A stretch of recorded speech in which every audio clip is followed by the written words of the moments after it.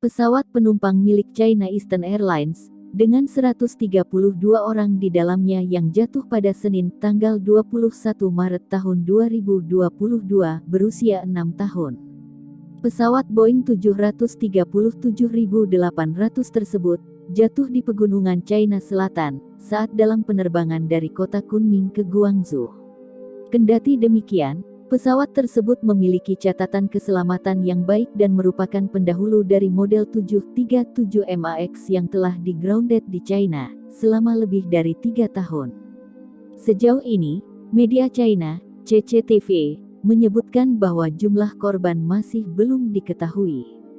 Penyebab kecelakaan juga masih belum diketahui.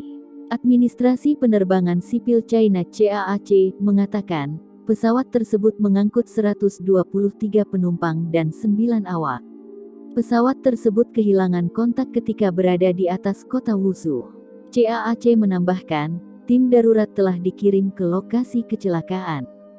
Media China mengutip seorang petugas penyelamat yang mengatakan bahwa pesawat itu benar-benar hancur.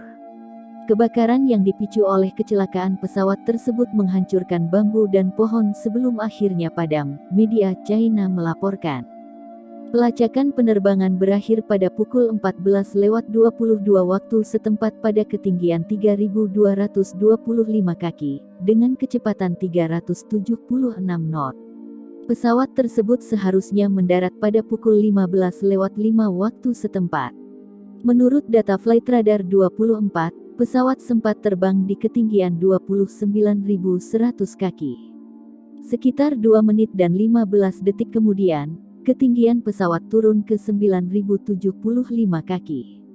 20 detik kemudian, ketinggian terakhir dari pesawat tersebut yang berhasil dilacak adalah 3.225 kaki. Situs web China Eastern Airlines kemudian muncul dalam warna hitam dan putih sebagai tanggapan atas kecelakaan dan tanda penghormatan kepada para korban. China memiliki pasar penerbangan domestik yang relatif kuat selama pandemi virus corona meski pembatasan ketat pada penerbangan internasional. Catatan keselamatan industri penerbangan China, termasuk yang terbaik di dunia selama 10 tahun terakhir.